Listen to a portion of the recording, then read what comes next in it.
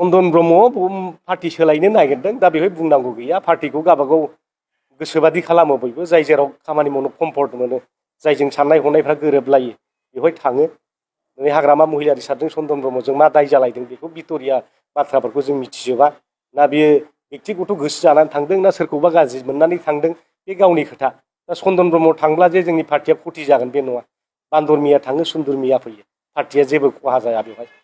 बे जोंनि खालि बिपिएफ दोलो नङा अनेकथा दोलोफ्राबो दिनै बिदिनो सोरबा लिडारा थांदों फैदों बिदिया सोलिबाय थायो दा जोंनाव नाय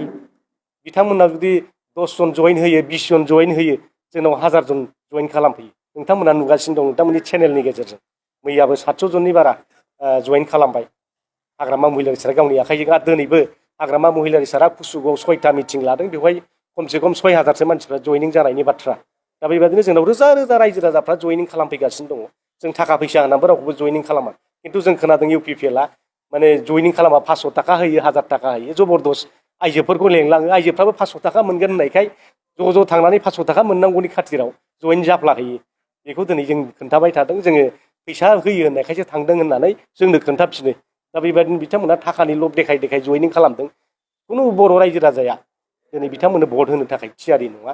दिनै बिटिसिखौ गोख्रों जाजाफिननायखौ बयबो लुबैदों 17 बोसोराव जेबादि मान मर्यादा लानानै बिटिसि सालायदोंमोन इएमफ्रा जोंना आगे फिसे दिनै बडिगार्ड लानानै एस्कर्ट लानानै लाल बाथि फोजोंनानै साइरेन दामनानै गिदिंनो हायोमोन दानि इएमफ्राथ' मा दङ बे पन्सायतनि चेयारमेनफोर बादिसो जानानै दङ जेबो पावाराबो गैला दा डिसिनि आखायाव थांजोब्बाय पावारफ्रा डिसिखौसो रिकुवेस्ट खालाम बिथांमोना खामानि लानांगौ जायो दा ओंखायनो रायजो राजाफ्रा जोंनि बिटिसि मोनखानाय जोंहा मोनसे स्टेट नङाबाबो मिनि स्टेट बादिमोन बेहा पावारा दा खिन्थु बिटिआरनिखौथ' बिदि जेबो लिरनाय गैया दा ओंखायनो रायजो राजाफ्रा बिटि जों आलादा रायजो मोनाखैबाबो बिटिसिआनो मोनसे बिराद मोजां पावारनि मोनसे अट'नमि थानाय मोनसे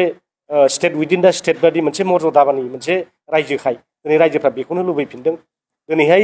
कम्पेयार खालामनानै नायबा नोंथां मोनगोन कम्पेयार खालामबा बिटिआर सुक्ति आरो बिटिसि सुक्ति मा लिरनाय दं दा 60टा समस्ति जानो नागिरदों बेवहायथ' रोखा लिराखै जे ट्राइबेलफोरनि थाखाय 40टा सिट जागोन होननानै खिन्थु बिटिसि सुक्तियाव मोनदों 40टायाव 30टा एसटि जागोन दा होमबा बिथांमोना जेबो स्पेसिफाइड खालामना लाबोआखै दा बेवहाय नोङो 60टा समस्ति जाबाय इएमफ्रा साबसे जागोन बेबो लिरनाय गैया आरो बेवहाय इएमफ्रा मा मर्यादा मोनगोन बेहाय केबिनेट मिनिस्टार रेंक मोनगोन ना मोना स्टेट मिनिस्टार रेंक मोनगोन ना मोना बेहाय जेबो लिरनाय गैया दा ओंखायनो जेबो स्पेसिफाइड गैयै जेरै गोदाव सोराव रनसाय लिरनायफोर बादि मोसौ रनसाय लिरनायफोर बादि लिरलाना लाबोनाय मोनसे एकर्ड बियो दा ओंखायनो गोसोबादि हेमन्त बिश्व शर्मा मानाव गेदेर बिथाङा जानला मोनला सालायहरगासिनो दं दा ओंखायनो इएमफ्राबो 19 जन 20 जन गाहाम जालायबाय दा बारायनानै जेबो स्पेसिफाइड लिरनाय गैया दा दिनै जों नुनो मोन्दों जों सिङाव हाबनानै नायनानै आन्दाज खालामना मोन्दों जे बेवहाय खालि बे बिटिसिनि गेटआव बिटिसिल' लिरनाय दंसै खिन्थु खामानिया बिटिआर बादि सोलिगासिनो दङ बिटिआरनि लिरनाय बादि सोलिगासिनो दं ओंखायनो दिनै प्रमद बर' बिथाङा जोंजों बुंजाबाय थायोबा बिपिएफआ बुंबाय थायोबा आगोलनि इएमफ्रा दिनै स्टेट मिनिस्टारनि रेंक दंमोन दिनै प्रमद बर'आ दिनै आसाम गभर्नमेन्टखौ थांनानै बुंहैब्ला दिनै बुंजाहरो ইয়াতো লিখা নাই নহয় ইএম বিলাকক যে স্টেট মিনিষ্টাৰৰ ৰেংক দিব লাগে বুলি বিটিআৰ চুক্তিত লিখা নাই নহয় চিফ ডিপুটিছিবক কেবিনেট ৰেংক দিব লাগে বুলিতো ইয়াত লিখা নাই নহয় बिदि होननानै बिथांमोना दिनै जोखार हरजाबाय थादों आरो मालाय ओंखायनो प्रमद बर'खौ बिटिसिनि सिएम जानायखाय दिनै केबिनेट डिसिसन लानायनासो बेनो माने केबिनेट मिनिस्टार रेंक होनो गोनां जादों बे थारमाने इनडाइरेक्ट बे बिटिआर एकर्डखौ बिथांमोना इमप्लिमेन्ट खालामलांगासिनो दं पावारखौ बिटिसिनिखौ दाननानै बिटिआर सुक्तिजों दिनै खामानि मावलांगासिनो दं दिनै नाय नोंथांमोनहा दाख्लै घनश्याम दास बिथांखौ इएमनिफ्राय होखारबाय अर्डारा सोरनिफ्राय फैदों वेलफेयार अफ बड'लेण्ड डिपार्टमेन्टनिफ्रायसो फैदों नङा होमबा आसामनि वेलफेयार अफ बड'लेण्ड डिपार्टमेन्टआसो बेखौ सालायगासिनो दङ बेखौ बिटिसिनि प्रिन्सिपाल सेक्रेटारियानो बिनि इएमखौ ड्रप खालामनो हानाय पावारा दङ खिन्थु बिथांमोना बै माबानि आसाम गभर्नमेन्टनि वेलफेयार अफ डिपार्टमेन्टनि प्रिन्सिपाल सेक्रेटारिखौसो